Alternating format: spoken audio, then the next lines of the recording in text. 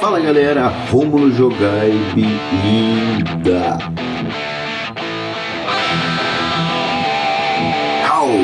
E aí meus amigos, tudo beleza? Tudo tranquilo? Como é que vocês estão? Já se inscreveram no meu canal? Estão curtindo, compartilhando os vídeos? Galerinha, hoje a gente vai falar de farmacologia.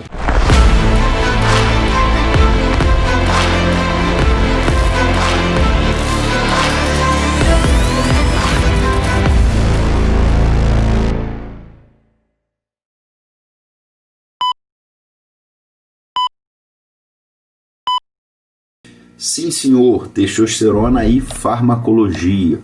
Afinal, Romulo, o que você tanto tem para falar sobre testosterona? Seu canal só fala sobre testosterona? Você não fala sobre outros esteroides anabolizantes? Sim, senhor, eu falo sobre outros esteroides anabolizantes, mas confesso, meu carro-chefe aqui é desmistificar tudo acerca do esteroide mais bem conhecido, mais bem documentado e estudado, que é a testosterona. Infelizmente, hoje, muitos homens ainda sofrem com necessidade de repor a sua testosterona e encontram uma grande resistência. E hoje a gente vai explicitar aqui uma grande confusão que ocorre acerca da testosterona e da farmacologia. Então você está lá com sua testosterona baixa ou com sintomas de baixa testosterona e está precisando de ajuda, vai procurar ajuda. Quem é que em tese vai ajudar você com esse problema? É o médico, né? Um endocrinologista, um urologista, e muitas das vezes ele é o último cara que vai te ajudar. Por quê? Porque muitos têm resistência em repor testosterona, pois acreditam que há várias complicações relacionadas ao uso desse hormônio. E isso principalmente por conta dos mitos propagados que se perpetuaram aí na medicina, desde quando a testosterona foi relacionada com câncer de próstata, relacionada com risco cardiovascular. Temem mitos se perpetuaram e muitos médicos não se atualizaram, não renovaram seu conhecimento e ainda hoje temem esse hormônio. O grande problema é a farmacologia. Exatamente. Eu estudei numa excelente universidade, mas eu digo para vocês, nós médicos não temos um bom estudo, um bom aprendizado sobre farmacologia. É uma ciência onde você vai estudar o comportamento do seu organismo, o comportamento da droga no seu organismo. E quando a gente fala sobre isso, a gente vai entrar num conceito chamado meia-vida. É um conceito farmacocinético que tem por definição como o tempo necessário para que a concentração sanguínea de uma droga diminua a metade. Que opções nós temos para repor hormônio? Tá? Vou falar de um modo geral, não somente aqui no Brasil, porque tem pessoas de outros cantos do Brasil, do mundo, né, me acompanhando, então eu vou falar todas as formas que eu conheço de testosterona e suas respectivas meias-vidas. Tá? Então vamos lá. Do ponto de vista de drogas orais, a gente tem dois tipos de testosterona. Uma delas conhecida como metiltestosterona e uma outra conhecida como testosterona 1-decanoato, que já foi conhecida aqui no Brasil como Androxon ou Testocaps, que vinha aí, parecia uma vitamina E, aquelas bolinhas gelatinosas, oleosas, amarelinhas, né? Então, essa era o Testocaps. Ok, do ponto de vista transdérmico, está na moda, testosterona em creminho. A gente sabe que tem aí versões em farmácia de manipulação, que o médico vai lá, regula ali o tipo de veículo que ele vai utilizar, se é Pentravan, se é gel, enfim, manipuladas. O androgel, que está aí nas farmácias, o Acheron, o Fortesta, o Testin e o Vogelxo. Então a gente tem esses tipos de testosterona transdérmicas, que são as famosas aí testosterona bioidênticas, muito bem propagandeadas por várias pessoas, muito faladas. Se você botar em qualquer procura no Google, eles vão falar que é a melhor, enfim. Eu tenho a minha opinião formada, quem me conhece sabe disso, mas essas são as famosas testosterona bioidênticas em creminho, transdérmicas, de absorção pela pele. E a gente tem as injetáveis, que são as que eu preconizo. A gente tem vários tipos de injetáveis, eu vou falar das versões comerciais. Ésteres de testosterona injetável, a gente tem diversos no mercado negro. A gente tem acetato, a gente tem propionato, a gente tem fenilpropionato, a gente tem decanoato, enantato, cipionato, decanoato, enfim. Vamos falar das versões comerciais conhecidas que a gente tem. A gente tem o famoso Durateston, ou mundialmente conhecido como Sustanon ou Sostenon aí na Europa, que são um blend de testosterona. São 4 ésteres de testosterona presentes nessa substância. A gente tem o Deposteron brasileiro aqui, que é o testosterona cipionato, o Delatestril lá nos Estados Unidos, é uma testosterona cipionato. Uma outra testosterona muito conhecida na Europa é o famoso Testoviron, que é o enantato de testosterona, um éster também muito semelhante ao cipionato. A gente tem muito conhecido e muito propagandeado o Nebido ou Ormus aqui no Brasil. Ormus seria um genérico do Nebido, né, produzido pela Bayer, o Nebido. Ele é uma testosterona ultralenta chamada 1-decanoato de testosterona. Opa, Rômulo, peraí, você já falou esse nome? 1-decanoato, sim, também presente lá no Androxon? Verdade. É um éster ultralongo, também presente numa testosterona via oral, que a gente tinha antigamente chamada Androxon. Então a gente tem a versão testosterona 1-decanoato oral e a gente tem a versão dela injetável, que é o Nebido? Sim, senhor. Todos dois são um éster ultralongo de testosterona 1-decanoato. A gente tem também o Ziosted, conhecido, novo, que é a famosa testosterona subcutânea americana, que nada mais é do que testosterona enantato, semelhante a isso aqui. Isso aqui é uma canetinha de GH. Tá aqui, ó. Tá? Canetinha da Omnitrop. O Ziosted, ele é mais ou menos um negocinho desse, muito mais caro. Por quê? Porque isso aqui é patenteado, né? Isso aqui é patenteado, mas aqui dentro, no Ziosted, você tem o quê? A testosterona enantato, tá certo? E entendam, os ésteres injetáveis de testosterona, eles são os mais antigos e estudados. Eles já são produzidos desde 1950. E a gente tem também injetável, ainda falando dos injetáveis, a testosterona bioidêntica. Pô, Rômulo, de novo, exatamente, de novo a testosterona bioidêntica, que é uma testosterona sem éster. Ela é injetada e é sem o éster. E essa testosterona, quem já usou isso aí, eu nunca usei, mas eu tenho vários pacientes que já usaram isso, vindo de outros médicos, sabe que é dolorido, que é ardido e que, de novo, não é tão eficaz, mas a gente vai falar sobre isso aqui. Ok. A gente tem aí também muito na moda os implantes de testosterona, que também são contém substâncias testosterona esterificada, ligada a ésteres, e esses ésteres, dependendo do tamanho de cada um, vão ter também uma liberação semelhante à testosterona injetável esterificada que a gente acabou de falar. Depende do éster que vai estar contido ali. Ok, então esses são os implantes. E nós temos ainda, não aqui no Brasil, né, uma testosterona inalatória, chamada Natesto. Essa testosterona, ela é inalada, é uma espécie de spray nasal que você inala, uma testosterona em gel, tá? Sem éster também, tá? Então, vamos falar agora qual é a grande confusão disso aí tudo, porque o camarada agora fica perdido. A gente falou aí, ó, oral, a gente tem 2 opções orais, transdérmica, a gente tem aí desde manipulado, as outras versões aí, injetáveis, a gente tem Durateston, Deposteron, Nebido Ormus, a bioidêntica injetável, a Ziosted, a gente tem implante e a gente tem a nasal. São 11 opções de testosterona Isso não falando dos ésteres de testosterona de mercado negro. Então o camarada fica o quê? O cara que não entende sobre isso, ele fica completamente perdido, porque são várias opções, tá?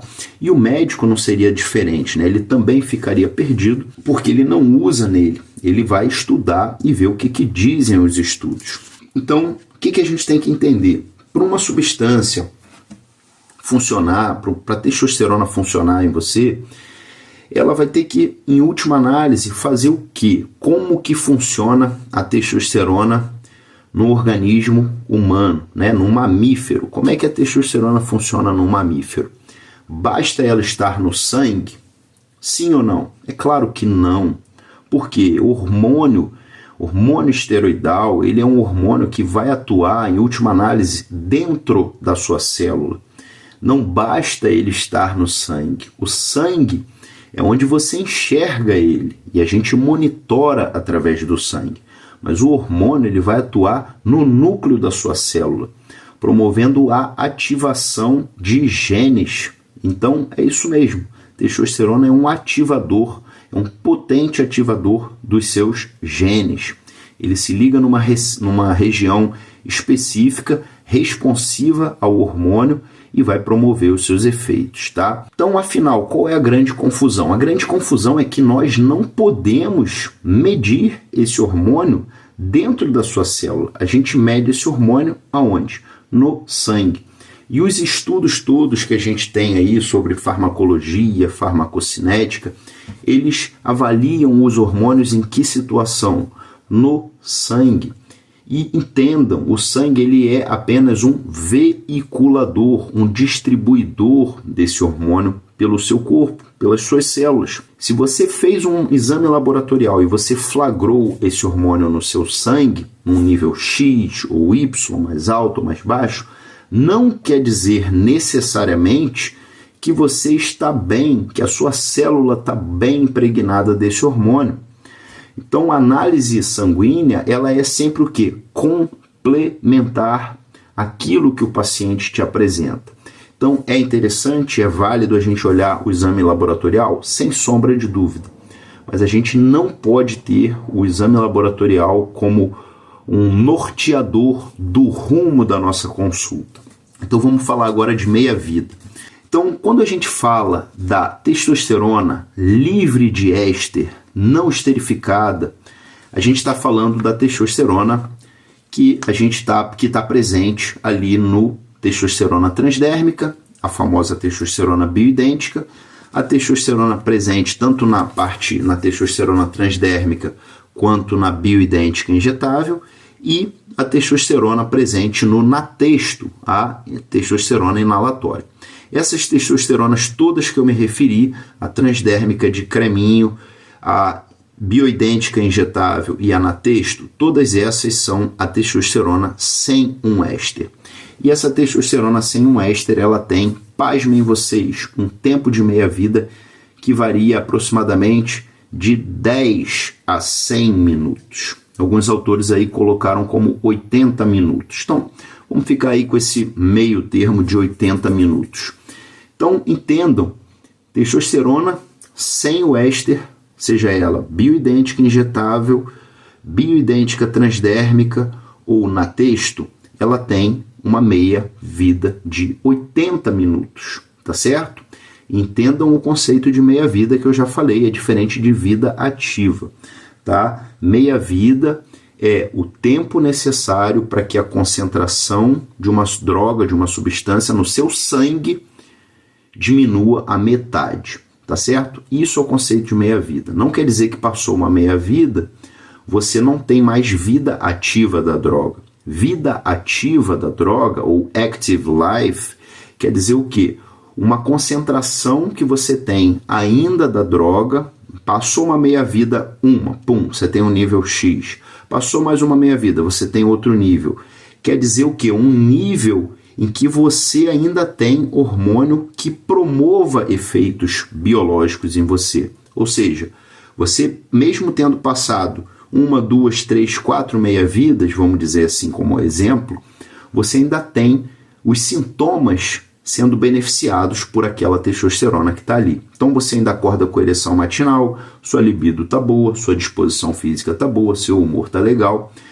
Passado um tempo de vida ativa da droga, e isso vai decorrer de algumas meias vidas, você vai ter droga no seu organismo, a testosterona, mas você não vai ter a vida ativa dela, você não vai ter o benefício que ela se propõe a promover no seu organismo.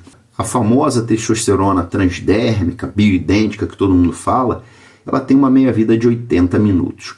E não é à toa que o sábio e falecido Dr. John Chrysler, quando preconizava essa testosterona, falava para você aplicá-la pelo menos 2 vezes ao dia. De manhã ao acordar e no final da tarde, muito provavelmente sabedor desse conceito aí da meia-vida dela. O Natesto, que é a testosterona nasal, é um sprayzinho nasal, ela é preconizada para que seja aplicada 3 vezes no dia. Tá? E a testosterona bioidêntica injetável, que alguns médicos fazem aí no seu consultório, é totalmente sem sentido, porque você vai sentir dor da injeção e ela vai ter esse mesmo tempo de metabolização de meia-vida de 10 a 100 minutos. Então, totalmente sem sentido e dolorida. A testosterona oral, metiltestosterona, entendam, ela até saiu do mercado, mas ainda existem alguns laboratórios de mercado negro fabricando essa substância. Por quê? Porque ela é efetiva, mas ela é muito hepatotóxica. Ela tem um tempo de meia-vida de 6 a 8 horas, tá? Mas ela é muito hepatotóxica. Já a testosterona 1-decanoato, que é o Androxon via oral, que eu estou me referindo, o éster igual ao do Nebido, só que via oral, o Testocaps, que são aquelas cápsulas gelatinosas de testosterona, ela tem uma meia-vida igual à testosterona 1-decanoato, que é uma meia-vida o quê? Super longa, e alguns autores divergem aí entre 34 dias e 53 dias. 53 dias dito pela Bayer e 34 dias pelo Drug Bank. Então vamos botar aí que seja 53 dias. Só que a testosterona 1-decanoato ingerida, né, via oral, ela vai, grande parte dessa testosterona, ela vai ser degradada pelo seu fígado e você vai ter uma absorção o quê? Mínima dessa testosterona. Então, por mais que ela tenha essa meia-vida, ela ingerida via oral, ela vai ter uma biodisponibilidade o quê? Muito baixa. Não quer dizer que você vai ter essa quantidade no seu sangue. Você vai ter muito menos quantidade no seu sangue como concentração plasmática inicial para você pensar e calcular a meia-vida dessa droga. E, ok, falando da testosterona, das testosteronas injetáveis, agora aqui começa a grande confusão. Por quê? A gente vai falar de cada éster aqui e para começar eu vou falar do Durateston. O Durateston tem 4 ésteres. O primeiro éster dele é o propionato, ele tem de 2 a 3 dias de meia-vida. O fenilpropionato de 4 a 5 dias. O isocaproato de 7 a 9 dias. E o decanoato, que é um éster longo, aproximadamente 14, 15 dias. Óbvio, você vai ter que se basear o quê? Majoritariamente pelo éster que está ali em maior quantidade, que é o decanoato, aproximadamente 150 miligramas ali, e esse éster é o quê? O de maior meia-vida. Deposteron, que é o testosterona cipionato, ele tem uma meia-vida de aproximadamente 8 dias, testosterona cipionato. Nebido ou Ormus, como eu falei aqui para vocês, esse aí agora a versão injetável, ele tem uma meia-vida entre 34 e 53 dias. E ele é preconizado que seja aplicado a cada 3 meses. E a gente tem também o Testoviron, que é o testosterona enantato, que tem um tempo de meia-vida de 7 a 9 dias. Perfeito. Esses ésteres, meus amigos, essas testosteronas injetáveis, elas são produzidas e comercializadas desde 1950. Então, é o que a gente mais tem de estudos farmacológicos, farmacocinéticos, são as testosteronas injetáveis, tá certo? O que é a grande confusão? É você saber a farmacologia da substância, saber o tempo de meia-vida dela para que você possa estabelecer o tempo entre uma tomada e a outra e assim você garanta o quê? Níveis funcionais, níveis biologicamente ativos, ou seja, vida ativa da testosterona no seu organismo. Tá certo, pessoal? Vídeo parte 2, aguardem.